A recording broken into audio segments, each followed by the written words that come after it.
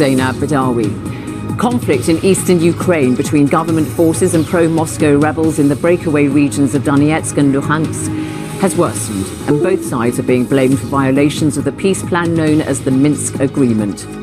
Also, talk of a warmer relationship between Moscow and Washington since Donald Trump became president has led to worries in Ukraine that its interests are being sidelined. My guest is Ivanna Klympush-Цинцадзе, Ukraine's Vice Prime Minister for European Integration.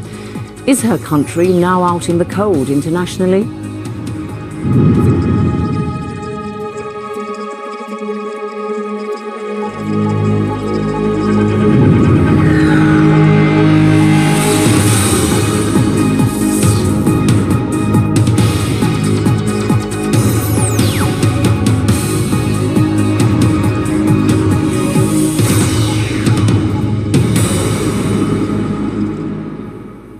Vice Prime Minister Ivanna Klympush-Cинцадзе, welcome to Hard Talk. Well, thank you for having me here. Donald Trump has said of Vladimir Putin, I would actually get along with him. I think we would have a good relationship. His election is bad news for Ukraine, isn't it? Since inauguration of the new American president, we have only had supportive information and supportive messages from the U.S. administration, and we have had a very clear signals from President Trump himself during his recent meeting with President of Ukraine, President Poroshenko, when he confirmed the willingness to continue sanctions with regard to Russian aggression against Ukraine, to support further Ukraine's reforms, and to make sure that America is staying engaged in trying to sort out the conflict that we are finding ourselves as a victim of. So nothing but words of support. It flies in the face of comments such as Michael McFaul, the former American ambassador to Russia, who said on Twitter on the US presidential election night, the biggest loser in the world tonight is Ukraine. But I give you one from closer to home for you. Ukraine's Foreign Minister Pavlo Klimkin said, for the future of our world and our children, a better relationship between the United States and Russia is something we should all wish for, but that relationship must not come at the expense of Ukraine. There are worries. There are worries. Totally subscribe to that. There have been worries, especially during the campaign. And that's why I've deliberately said that since inauguration of the new president, that's exactly this more solid understanding of the future relationship between Ukraine and the U.S. and the political stance of the U.S. have been just getting the ground.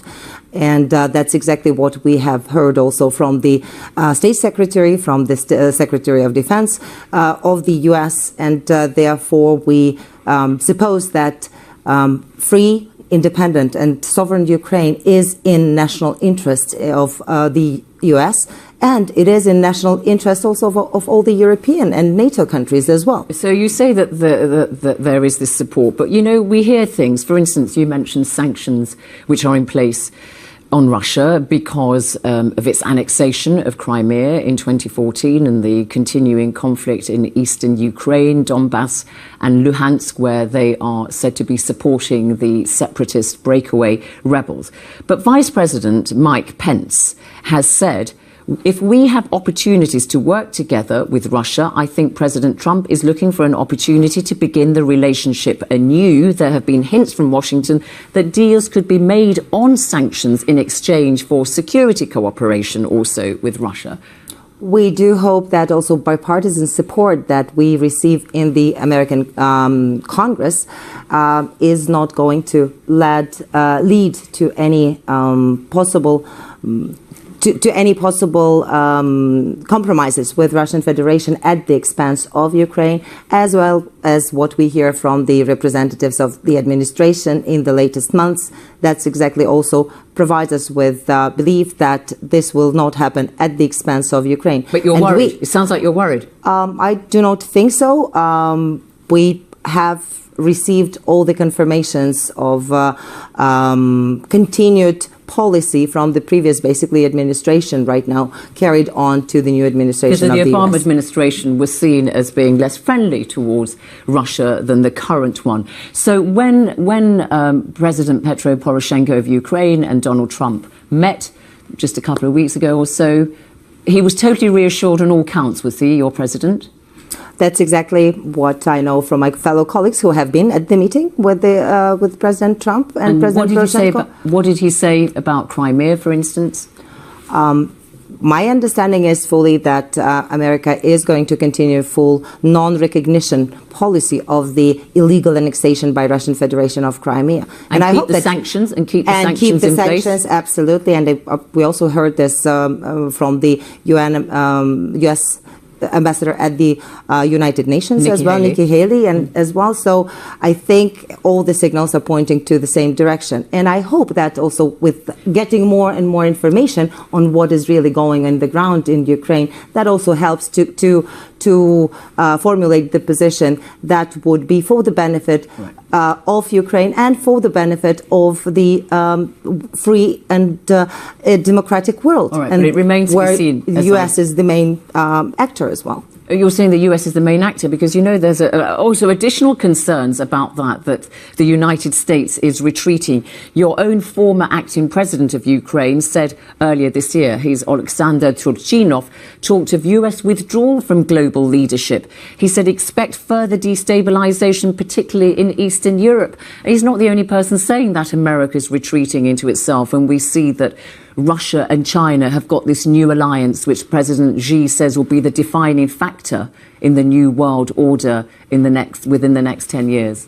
I think it's right now the time for getting back to solidarity between the European nations and the US and other transatlantic partners like Japan or Canada, for that matter, that they would consolidate their efforts in actually making sure that whatever values they have been built on, they are continued through in the world.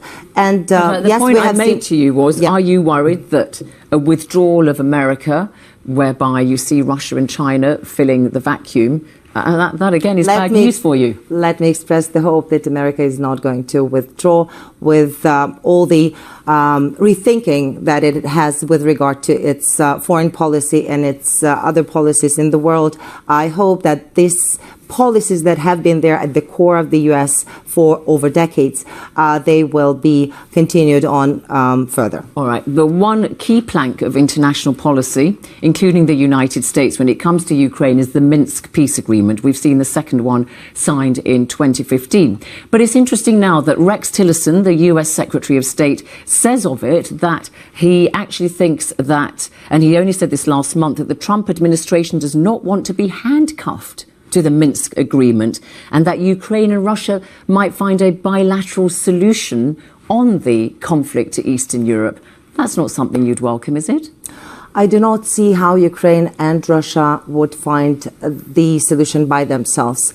Russia, while attacking Ukraine, while illegally annexing part of its territory in Crimea and sending its regular troops and armament to the eastern part of Ukraine in Donetsk and Luhansk regions, it exactly violates the international law that has the consequences not only for Ukraine, which is defending its country, but has the consequences for global order. And that's why, and for regional security as well. And that's why it's important for Europe. And that's why it is important also for the US, because if we will give in to Russia in Ukraine altogether, if we sacrifice for any matter Ukraine to Russian Federation, then the Russian president will, his appetite will grow and he will attack another country. The point I'm making is the United States says it doesn't want to be handcuffed to the Minsk peace agreement. That was the question I asked you.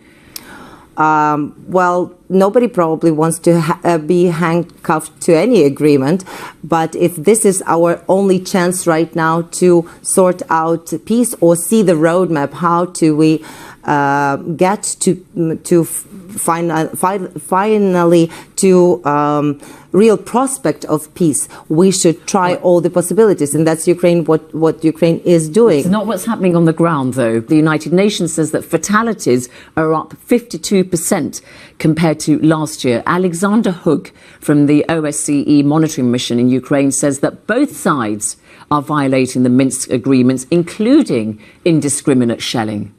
We are very happy that there is a special monitoring mission of the OSCE there on the ground to provide people of the world with objective information. And according to those reports of the OSCE, there shellings, everyday shellings from the Russia-backed militants. It's not only pro-Russia or pro-Moscow militants, it's Russia-backed. And Ukrainian forces are first and foremost defending and protecting their own land on our own territory. They are firing back, and whenever there is, the time allows... No, they are firing back and never have fired from any of the civilian buildings or to the civilian residential areas, as opposed to Russia-backed militants who are actually firing at civilian and residential areas. And also, we will ask the Russians, when we get the chance on Hard Talk, to ask the Russians about the conflict in Eastern Europe. We do in Eastern Ukraine. We do that. But I must ask you.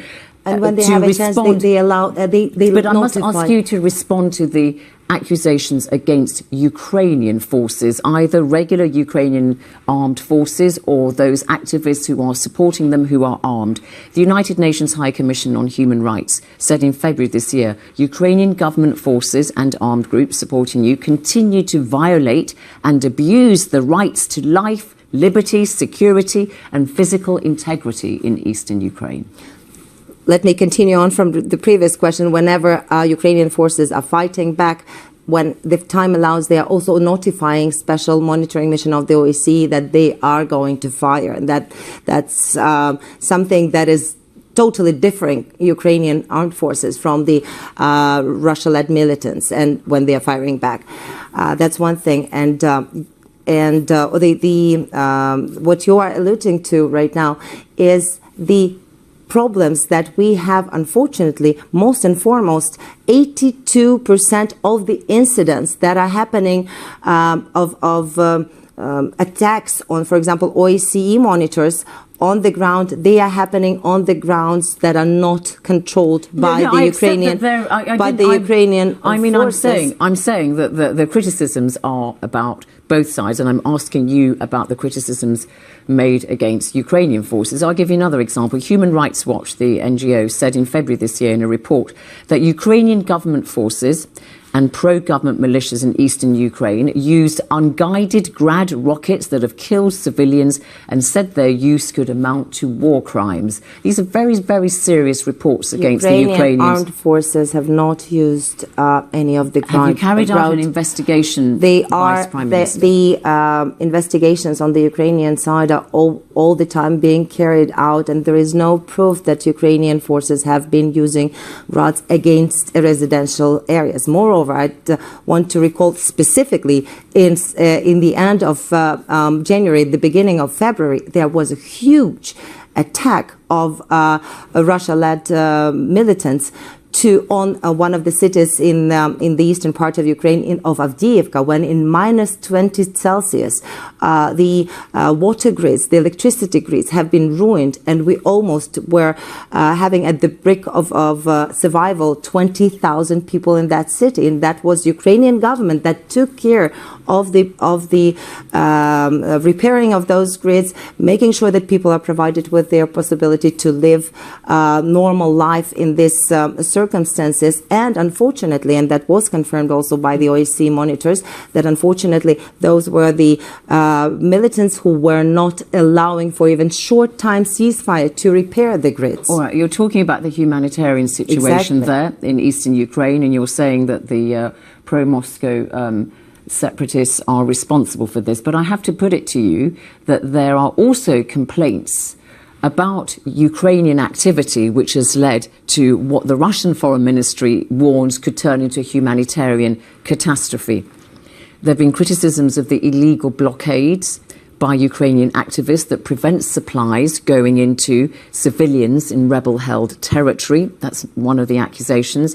And Ukraine in March imposed a temporary freeze on rail and road cargo links to breakaway enclaves, which has meant that civilians are suffering. in the rebel-held areas. They're not getting the supplies they need. I hope that people in the West already understood that whatever Russian Ministry of Foreign Affairs is saying is not necessarily always the true, unfortunately. Moreover, what Russian information sources are bringing on to the public, that's also quite frequently is something that is made up. And that is something that we have to deal with in our everyday life. So, and what you are asking about, the Ukrainian government had to make a response to the actions of the Russian Federation when the so-called puppet, basically authorities that are installed on the occupied territories of Donbass by the Russian Federation, they expropriated 26 Ukrainian enterprises that have been on the territory, coal which mines is and steel, exactly and that, kind of that have been operating within Sure. the Ukrainian law, but they expropriated it. So after that, we could not continue working with them. Moreover, at the same time, Russian Federation has decided to recognize the so-called IDs, which are produced on the local ground on the territory which is not controlled by Ukraine. At the same time, they introduced ruble as the only zone. So actually, Ukrainian government unfortunately had to react with the measure when we had to of the stop blockade. But so when you we accept had to civilians might be suffering as a result of that, because, you know, again, the United Nations High Commissioner for Human Rights, in a report looking at the situation in Ukraine to May this year, has said he's worried about restrictions on the freedom of movements because it means internally displaced people, the IDPs, who are entitled to pensions and social payments, who are living in rebel-held areas in eastern Ukraine. They have to renew their registration at a government-held territory. But it's so difficult for them to do that because they're subjected to long queues at exit and entry checkpoints. It exposes civilians to degrading conditions for protracted periods and to the risk of injury or death from shelling. So you're also responsible for civilian suffering. That's the point. I think over the last half of the year, we've actually extremely improved the whole re-registration process of the internally displaced people. Well, not until May this year. I mean, he's talking about this happening until May this year. And Ukraine right now has more than 1.6 million of internally displaced people. Just think about that number. And we are taking care of all the payments. And if they are internally displaced people who live on the territory, non-occupied territory, who have actually fled their homes, they are fully being paid all the pensions, all the social care. Really? Because, I mean, there are thousands and thousands of them who are not receiving their pensions or social payments. There are these people who are IDPs who would not receive the payments. And that has been confirmed just by the recent EU report. And I'm sure that this So there aren't long queues for people trying to get their pensions or social payments anymore? Is that what you're saying? There are no queues. There are queues on the grounds where people are crossing the touch line from the occupied territory to Ukrainian territory and backwards. But that is normal with regard to, first and foremost, with regard to security checks that they are going through. And unfortunately, the militants are not allowing us to open up additional crossing points. So you're saying all the humanitarian suffering for the civilians is all the fault of the separatists and Russia, nothing to do with Ukrainian activity? We would not have had the people suffering if it was not for the Russian aggression to the territory of Ukraine, and if it was not for Russia pouring in all the weapons and soldiers and training those militants on the territory of our country. Moscow says, of course, it does not have troops inside eastern Ukraine, but and I'm sure you will disagree. And that, unfortunately, is the lie that they are trying to build their case on. Fact is, you've got this long border with Russia, your near neighbour. Yeah. And when it comes to looking at the medium and the long term, you're going to have to get on. You've got people who've got ties. A large number of people in Ukraine speak Russian as their native language.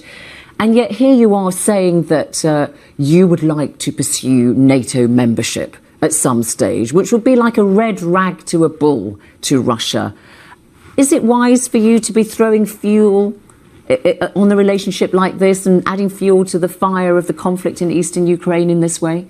Russia has attacked Ukraine specifically in the time when Ukraine had a non-aligned status. When Ukrainian legislation said we are not going to join any political or defense or security alliance with anybody else and we will stay neutral, it did not preclude Russian Federation from actually not attacking Ukraine, even though we had all the basis for our positive relationship. We had the strategic agreement of partnership with Russian Federation. Moreover, Russian Federation was one of the guarantors of the Ukrainian sovereignty and territorial integrity on the basis of Budapest Memorandum when Ukraine was third major nuclear power in the world that gave up its nuclear weapons. But who's pushing you to drop your non-aligned status and say, come and join us in It's NATO? NATO is not asking you to join. You know that that is something that is not going to happen for a very, very long time, if ever. It is the response of our politicians to the Ukrainian society, to understanding of the Ukrainian society that first and foremost, right now, we have to concentrate on being capable to defend ourselves. So you want to join NATO? And once we are ready, once we are integrated, functionally integrated with NATO and interoperable, we will be able to submit our membership application. President Poroshenko says there'll be a referendum on joining NATO. Is that so? When would it take place? At some point, but first and foremost, we do understand we have to do a lot of homework before we are ready to submit the application. And similarly, your portfolio, European integration, Ukraine, would like to, at some stage, join the European Union. Again, European Commission President Jean-Claude Juncker says that's not going to happen, at least not for 20, 30 years, because they've tried to expand too quickly. I mean, who's going to absorb a country of 45 million such as Ukraine? It's not going to happen, is it? It's a fairy tale. It's a great emerging market, and it was a choice of the Ukrainian people at the during the Revolution of Dignity, which has started just because the previous president of Ukraine, Yanukovych, did not sign the association agreement with the EU. And the desire of people is translating right now in the very specific reform and transformation agenda for the country that we are carrying on right now. And it will become a true one day, and I'm sure that we will be everybody will be only benefiting from Ukraine joining the EU. Well, as I said, there's a great deal of scepticism both within your country and within the EU about that ever happening. Finally and briefly, corruption is a huge issue in Ukraine, and I know there isn't a lot of time to talk about it, but it is something which your government came into power saying it was going to tackle. It's endemic in Ukraine from, allegations top to bottom. What are you going to be doing about it? You've got to seize. I fully understand why you're saying this, and I understand that these news are getting much better coverage in the West. But I would like to underline, we have created legislature to fight corruption. We have created institutions, National Anti-Corruption Bureau, National Anti-Corruption Prosecution, Agency for Preventing Corruption, that are already fully functional and are carrying out the actions against high officials. We have opened up our of all the politicians their declarations of their assets totally open to public, and I think this is ensuring a lot of accountability. We have introduced the best ever system that is recognized in the West for the electronic public procurement, which is already saving us 10% of our public procurement budget. So we are closing the loopholes in our procedures that would invite any corruption-prone activities. And I am sure that with time, we will tackle this endemic issue that we have to deal with. Vice Prime Minister Ivana Klимпуш-Цинцадзе, thank you very much indeed for coming on Hard Talk. Thank you. Thank you.